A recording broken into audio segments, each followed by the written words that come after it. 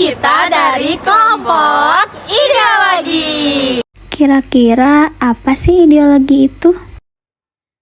Jawab apa itu ideologi? Yuk kita simak penjelasan berikut ini. Ideologi berasal dari kata idea, berarti gagasan, konsep, pengertian dasar, ide-ide dasar, atau cita-cita. Dan logos yang berarti ilmu. Secara harfiah, ideologi berarti ilmu pengetahuan tentang ide-ide atau ajaran tentang pengertian-pengertian dasar. Dan ideologi bangsa Indonesia sendiri yaitu Pancasila.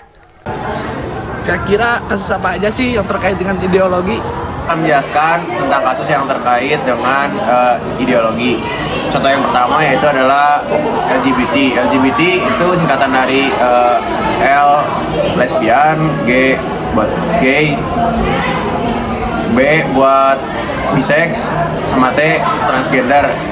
Ada beberapa budaya bebas yang masuk ke Indonesia, jadi menyebar juga LGBT dengan cepat.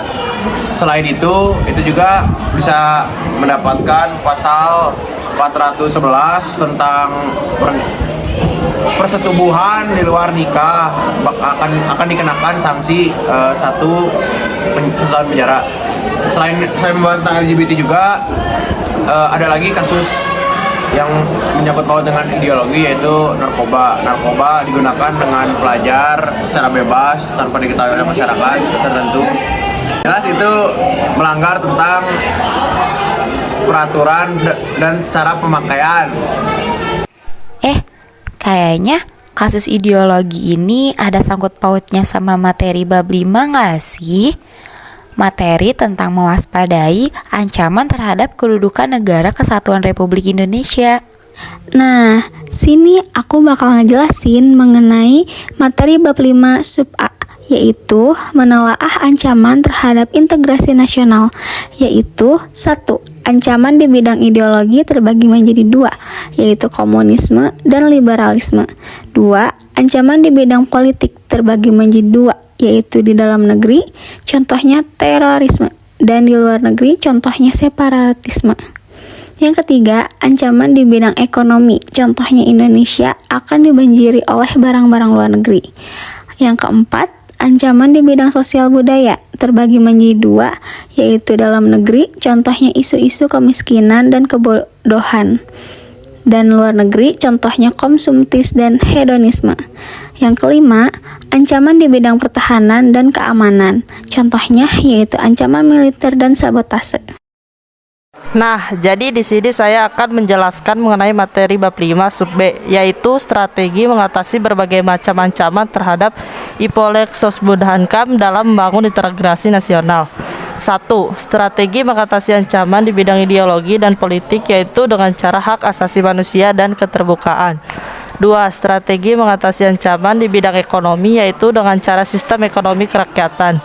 3. Strategi mengatasi ancaman di bidang sosial budaya, yaitu dengan cara bangsa Indonesia harus bisa memelihara keseimbangan dan keselarasan fundamental. 4. Strategi mengatasi ancaman di bidang pertahanan dan keamanan, yaitu bisa dengan cara sistem pertahanan dan keamanan rakyat semesta.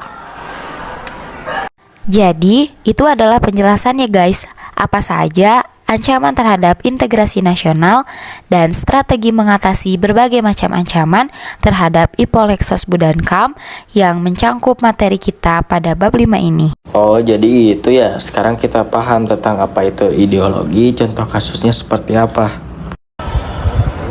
Nah, aku juga jadi paham nih mengenai materi bab 5 ini.